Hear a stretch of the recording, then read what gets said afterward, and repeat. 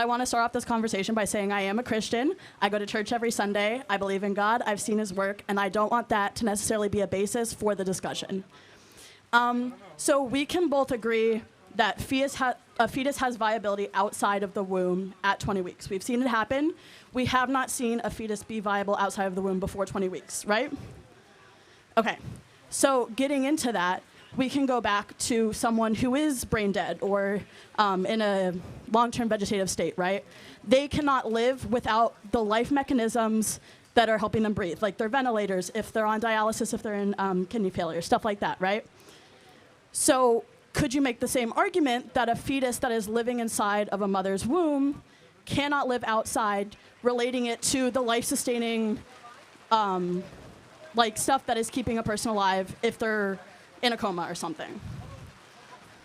Right, not to rehash the prior argument, but yeah. You understand the moral difference. A 17-week-old allowed to continue to develop will become self and independent, where an individual in a vegetative state will almost assuredly not. They're two separate things.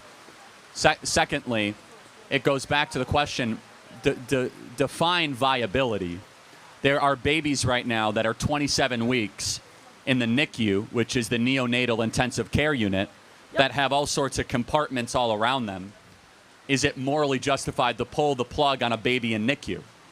So most women, so like going to abortion, most women are not getting late-term abortions if it is something that they want. People who are getting late-term abortions are people where the fetus is either like already dead, so getting like kind of a miscarriage. So that's not an abortion, just so we're clear. The removal of a carcass is not an abortion, but yeah. An instance where a woman is getting an abortion because if she has this baby, she will die. Yeah, but why would they not be counseled to get a C-section? If someone is gonna die from giving birth, whether that's not, C-section is not the traditional vaginal birth. It's way safer and quicker than an abortion. It might be safer, but there are still instances. It might be safer. You disagree? So then, shouldn't we counsel women to get the safer option? That there is still a chance that they're gonna die, though. Well, there's a chance they could die if they get an abortion too. Abortion is actually the deadlier of all the options for a woman in a crisis post 20-week situation. But the abortionists make more money, and it's easier to just terminate the life. For example, if you have the uterine wall break at 28 weeks, serious problem, you have an option. Go get an abortion or go get a C-section. Which one is actually quicker? An abortion, but No. C-section's way quicker. But like you could go right now to Columbia General and you could get a C-section in like 15 minutes. They're primed for an abortion. Is actually like a 9-hour prep procedure. The point being is that you're talking about a very isolated set of cases. However, even with those isolated set of cases, we are led to believe that abortion will save the mother's life when there's an alternative cesarean section on the table that these moms are almost never told about. So then the issue is educating women on their options. So here's my thing. Which OBs should be doing, but they're not. If there's a woman who, like you said, 27 weeks, uterine wall breaks, most likely that woman wants to have this baby. They have carried it to 27 weeks. They didn't get an early term abortion before the fetus was viable. They want to have this child. So if they aren't given this option, then what are they supposed to do? You are not stuck if your pregnancy goes wrong in the 20 weeks. In fact, a C-section is safer for you and safer for the baby, like 99.9% out of 100 times when that terrible situation happens. The problem is that the OBGYN industry will present abortion as a much more viable option when it just isn't, because also they don't even factor in the baby's life. It's like, okay, it's just a disposable component here, where our perspective, and I know you might disagree, we should seek to save both lives, both the mother and the child, where the OBGYN, and that's just how they're medically trained, is first and foremost the doctor for the mother and then the baby second. Does that make sense? Yes. And I can find middle ground here. I can agree with that. And because, again, I don't think that any woman who's carrying to 27, 28 weeks is wanting to have an abortion. So those options should be, like, educated, and people should be given options. Fair enough. I agree. Can we move to early term abortion a little bit? Sure. Okay. So is there any instance, whether anything like that, where you would agree with an early term abortion? No. Not a single instance. Correct. So, like, a 13-year-old who has no financial stability, can't even get a job because you can't get a job until 14, 15, 16 in the U.S., who cannot support that baby, If it was her father, then she has no support from her parents. What is she supposed to do in that situation? You could put the baby up for adoption. But outside of going into the extreme specifics of your case, which does happen, it goes down to the fundamental question. Is it a baby that she is helping develop in her womb, or is it something else? If it's a baby, then you must have universal human rights applied to that baby, definitionally. Can you claim a fetus on your taxes? No, you can't. You can claim a 1-year-old. You can claim a 9-month-old. Actually, that's a great idea. We should actually have child support starting 9 months earlier. So you won me over. There we go. But if your point is that our federal tax code reflects abortion laws, then you've made the point. But I guess my question for you, when does life begin? I think that life begins at birth. And I know you're going to disagree with me on there. But I also believe that, like, once the fetus is viable, if the birth happens at 20 weeks, 21 weeks, then that is a child. But before that, when it does not have, like, all of its functionality to be able to live outside the womb, even in, like, the NICU, then it is not alive. It's not a child. So it's not babies in the NICU are not alive? I said when they are able to live. I know, but what's the moral difference, though? They have machines, they have assistants. You cannot have a 15-week-old fetus and have it live outside of the womb. Bottom line, we don't have the technology to do that. So at one point you were a fetus, right? Mm-hmm. Were you alive when you were a fetus? No. Really? I don't believe that I was alive. I didn't have thought. Okay, so I do want to go back to one component of your argument. You talked about that you are a Christian. So in the book of Luke, it says that John the Baptist leapt in the womb when it came near Jesus Christ. It's the word brephos for baby. Was John the Baptist and Jesus a baby or a fetus in the womb? I think he was a fetus. So Jesus was not alive in the womb? I think that he had his, like, functionality, but he wouldn't have been able to live outside of the womb. How do you leap if you're not alive? Babies move all the time. It's instinct. It's not like, it's the same way. It's not like something that they're thinking about doing. Right. So my 6-month-old has a lot of different instincts. When you get a newborn baby, it will wean for its mother's breast. It's not thinking, it's instinct. When you poke a baby in the stomach, it will react. So a baby cannot hunt or gather for itself until it's probably 4 years old. Therefore, it's dependent on the mother, dependent on the father. How is that any different than a baby in utero that needs nutrients from the mother? Because in utero, right, the mother doesn't have a choice. Whatever they eat, going to the baby. Whatever they drink, going to the baby. All of that.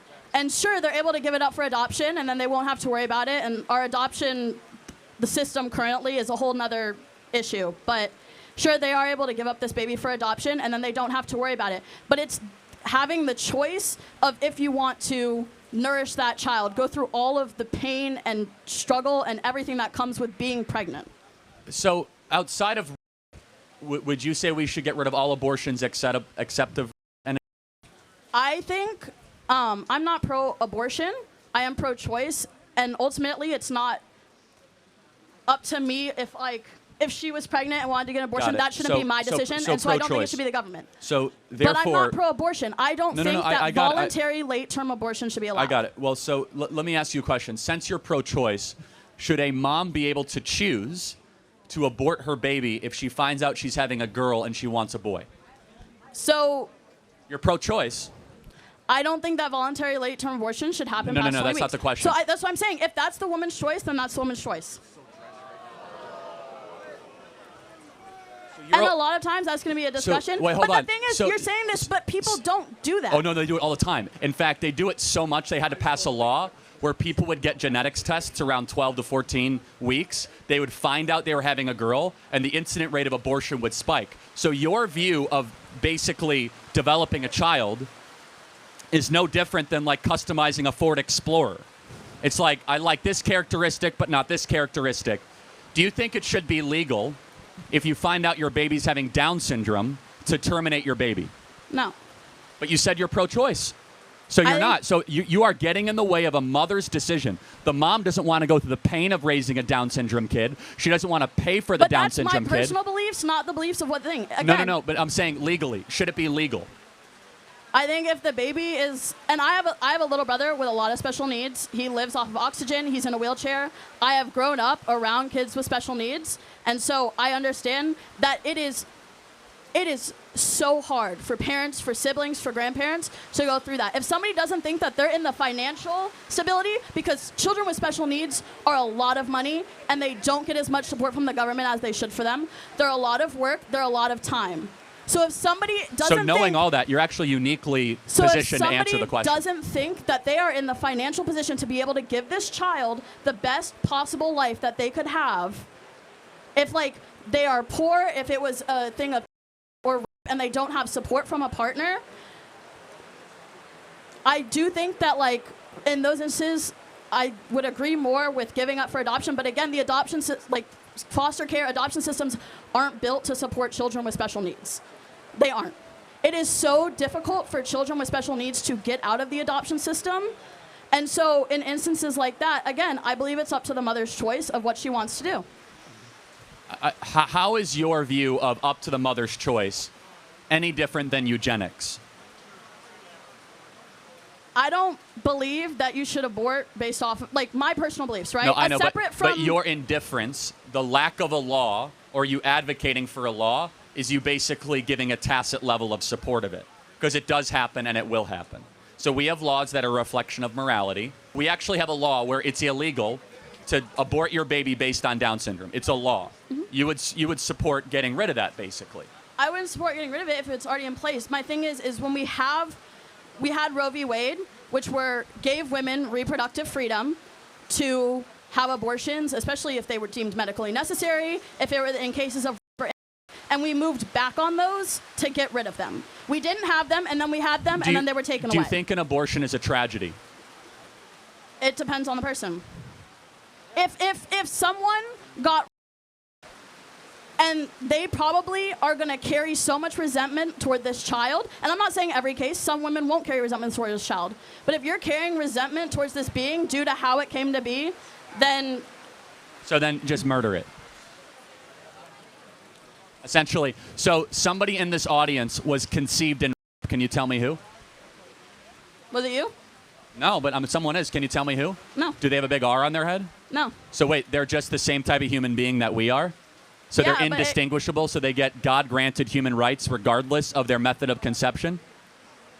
But that's like, yes, sure, the child is going to be the same or whatever, but we don't know how they're going to end up being raised because, again, the mother might not have the support. She might not have this. She might not be able to give them life. I'm curious, though, how is it morally justifiable from a Christian worldview to, I would say murder, but you would say terminate a life, even if you're not sure how their life is going to work out? By what moral biblical standard is that justifiable? I think people should have their own right to choose. Okay, got it. We have a different moral opinion No, I got it. of what So a fetus is. what species is the fetus? I mean, if it is from a human, it's a human fetus. So if it's from a dolphin, it's a dolphin fetus. Right, if it's from an ant, it's an ant fetus. If it's a human fetus, then wouldn't it have human rights? But then, they don't have a social security number. They don't have, you're not able to claim them on your taxes until after they're born. Again, if your argument is that our U.S. laws are reflective of abortion ethics, you are correct. But I suppose the question, you do know a 3-year-old doesn't have a driver's license either. I mean, at some point we can get towards the documentation argument is a little insane, but a fetus is still a human being worthy of human rights. And so when you say it's at birth, just understand like the cruelty of that argument, that babies that are 28, 29, 30 weeks hear the mother's voice, they move completely, heartbeats, their own DNA. And I suppose the question I would ask, if it isn't your DNA, why should it be your choice? But what do you mean by that? It is your DNA. Well, no, it's not. A mother has her own separate DNA. Yes. Her baby has different DNA. So why should her DNA should be able to eliminate another set of DNA? Because it is inside of her. Your location means nothing. Whether you're inside utero or live in Columbia, South Carolina, you don't get more or less rights based on your location. Okay, so then take the baby out and have it live in whatever. If it can survive on its own, No, it can I agree. survive on its own. That's what the laws should say. Take the baby out the best we can and don't terminate it. That's the pro-life position. 3 weeks, right? Okay, sure. I don't want to terminate my pregnancy, but we're going to take it out and try to give it the best life it can. It's not going to survive. Well, at 3 weeks, first of all, you have a moral right to allow that baby to grow, which then goes back to my final point. I disagree, but I think that's valid exceptions. How did the mother get pregnant in the 99% of the other time? Sometimes it happens by accident. No, so what do you mean by accident? It's not like catching the flu. What do you mean by accident? condom breaks Okay, and but whatever. wait, like, but hold even on. if you're using protection, not using protection, But whatever. you made that's a how it decision to happens. have sex, right? Sure. You don't have to have sex. It's not like You eating don't. or showering. So therefore, we as pro-lifers believe you should take responsibility for your own actions and take responsibility for your own orgasms and not eliminate being smaller than you just because a mistake happened. That make sense? That's probably where we're going to disagree here. So Yeah, but again, the idea that you should be able to eliminate another human being because something happened that you don't like, I find to be wrong. Thank you for your time. Appreciate it. Thank you.